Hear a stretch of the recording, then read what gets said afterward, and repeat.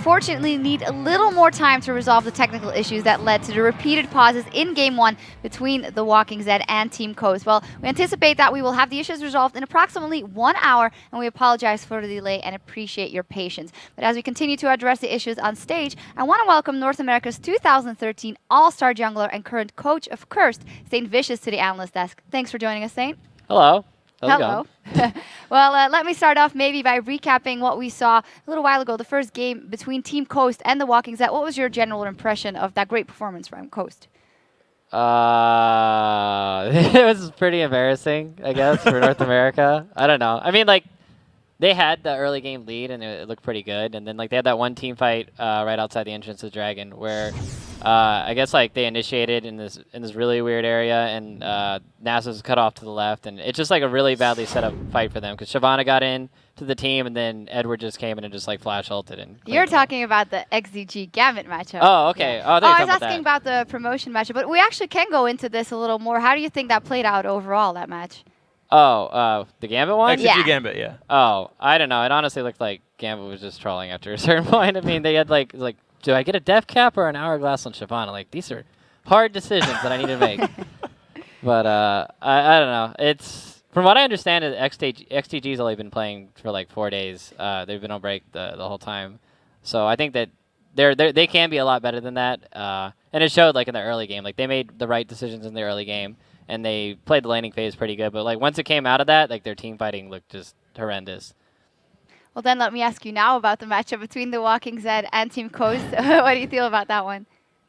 I don't know if I call that first game a match, but wow. I mean, nothing against like more than DoubleLift. Nothing against Walking Zed, but I don't know. It just looked like Coast like came to play. Like their job's on the line, and it shows. Like they're hungry and they want to keep playing.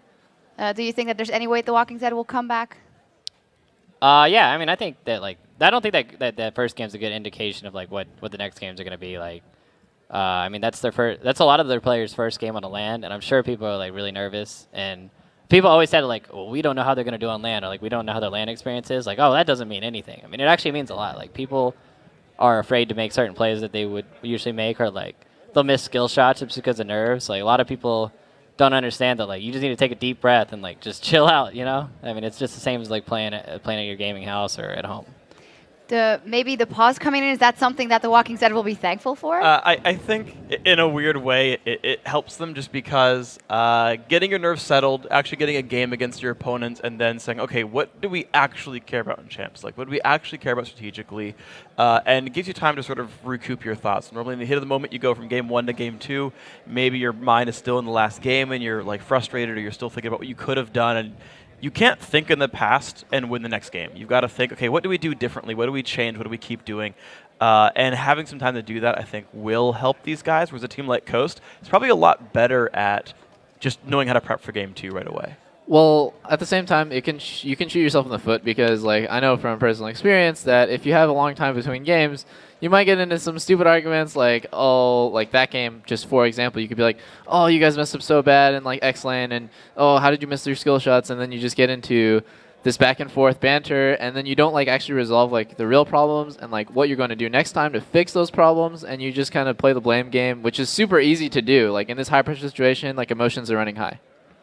Is there anything, an example that you guys sometimes know, that's something I really mess up when I'm extremely nervous? Is it like CS or decision making, or what is it that it comes down to? Smites. I mean, yeah. The smites. No, I mean, I haven't been nervous in so long in a game, but yeah, I definitely think it affects other people more than others. And I think skill shots are probably the biggest thing. Like, I'll have scrim people, and I'm like, man, they would usually hit that like 90% of the time. And then they'll play a game, and you'll see them on LAN, and they'll just miss like every time. You mentioned that you didn't get nervous anymore. Is that one of the reasons why you thought it's time to call it quits as a professional player? Yeah, actually, a lot of people had that. Who said that? I can't remember. But they're like, if you're not afraid of losing anymore, and then was that Loco? I can't remember. Yes, I think it was Liquid's vlog, maybe. Yeah, it was. Yeah, yeah. Rest in peace. Rest in peace. He'll come back. Crushed hearts, broken dreams. But no, yeah, no.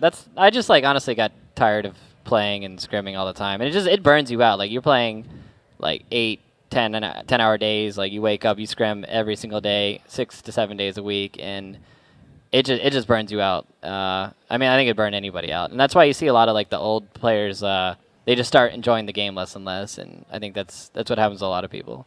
How is it for you, DoubleLift? Because I think it was around last year once that you mentioned that you needed a break for a while to get away from it. And how do you deal with that? How do you keep that fire going?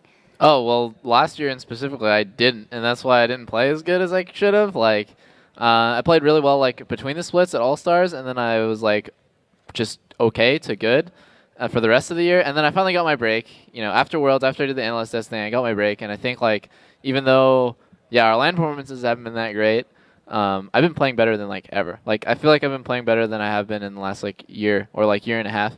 And it just comes because it's true when you play like 10 hours a day and there's so much pressure on you and everyone's like criticizing you and telling you how bad you are and like who's going to be better than you pretty soon. Like you just kind of, you cave into the pressure and you just like stop being as productive with your time as you could be. So like, you know, like I made a lot of changes. You know, I stopped caring what people said about me, and like I just made a lot of changes to like how I think about the game and how I'm gonna improve. So that's why I don't know. I feel like I'm gonna be way better coming into this year. I actually have a question on that. So what drove you to this like new outlook on the game and on competing? Well, a lot of it is like you kind of reflect. It's kind of hard to reflect on like an LCS split or like a bad month that you had, but it's way easy to kind of reflect on like your year. Like, what did you accomplish this year? And when I look on like season 3 and I look back, like, what did I accomplish? It was like, well, it's not as much as I did in season 2, that's for sure. So I want to, like, I was like, what made me so good? And like, what makes like a good player like really good is like somebody who only cares about getting better, don't care about what the community says about you. Like, I just when you get away from the game, you kind of have time to let the information sit. And Saint, you go in getting away from the game, but actually still having to call shots as you are now the coach. How has your day-to-day changed being a coach rather than being a professional player? I mean, I watch a lot of team scrims, and I do a lot of stuff with like the analysts where we'll talk about like what needs to be focused on and what needs to be presented to them, the players, because I think that a good learning environment for the players is really important, and making as you can't just saying like you shouldn't have done that or you shouldn't have done this.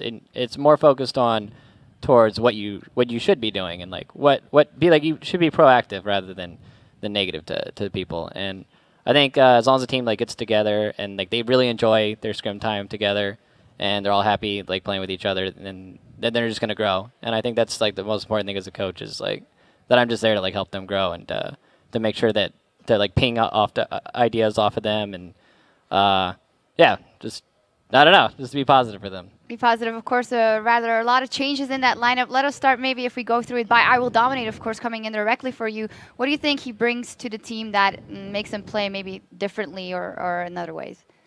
I mean, Dominate and Boy had a history. They played on Dignitas together. I guess he has like more of an aggressive play style.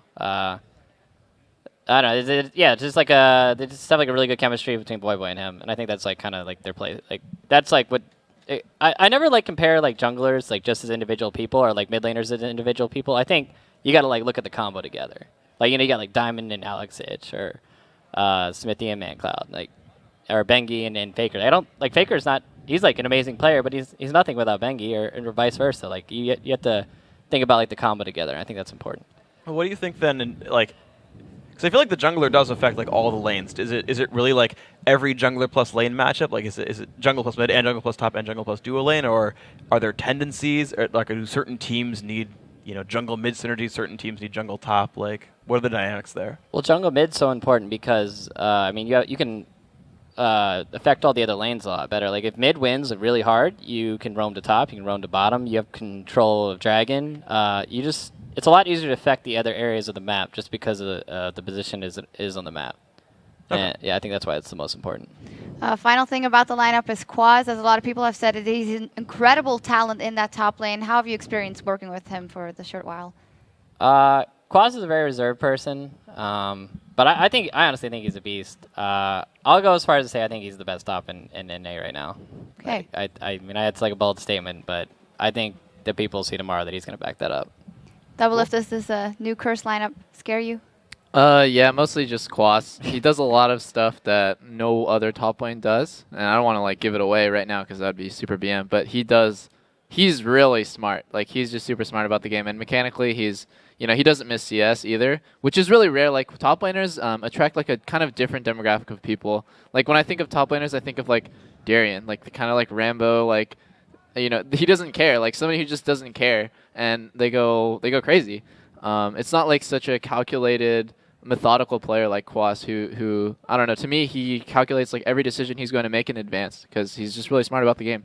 And I actually really like the new Cursed lineup. I think it's cool because it's kind of like the Cursed lineup from the beginning of 2013, where it was like Voyboy's the best top laner in NA, he's going to dumpster everybody, and Voy's going to make all, and it's awesome, and it was a really cool style. Whereas you've got CLG, where they win from the bottom lane all the time. You've got teams like SKT, T1K, they have a really long name, and Faker is like the guy who makes all the plays, and that's really interesting. And you had SKT T1S that was all about Marin in the top lane there, and I like the teams that are like, well, you know, Quas is like the really huge carry here. He's going to go crazy. If he gets going, even if he doesn't get going, he's going to find a way to get going, and a lot of things come from him. So I like the new dynamics that come from the team.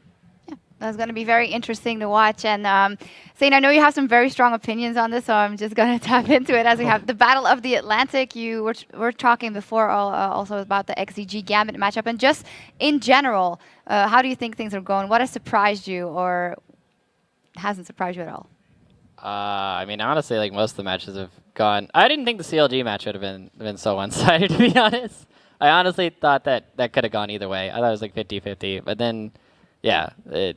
Sorry, DoubleLift. That was bad, dude. That was sad. But not really. It's no, whatever. I don't know. It's just funny the whole Battle of the Atlantic thing because it's like a fight for the bronze medal. It's like, oh well, we're never gonna be as good as those Koreans, but it's like we want bragging rights over each other, you know. Well, actually, what I like about the matches we've seen both last weekend and this weekend is every single match a European has won. And now that we've got a match with no Europeans, of course the game is stopped. Oh The European can't win, so we can't play. DoubleLift, is there anything you want to add to that? Do you feel like you're playing for second place all the time? I don't know. It's a start. Like I like that there's competitiveness between the regions because when one region is better than the other, it just makes the other one stronger. And then when that one gets stronger, it makes the other one stronger. So they like help each other. So like, you know, when you saw C9 play against Fnatic, then I think that sparked like a really sharp increase in like the skill of the like both scenes. Because you saw like both the best teams from these regions playing against each other. You saw like, wow, this works and wow, these guys are like pretty equally matched at Worlds. And like it just kind of inspires better players to come up. And you saw that, like, there's so many roster changes for Season 4, and, like, everyone's so much better now, in my opinion. And I hope you can see that change come in for next year at Worlds.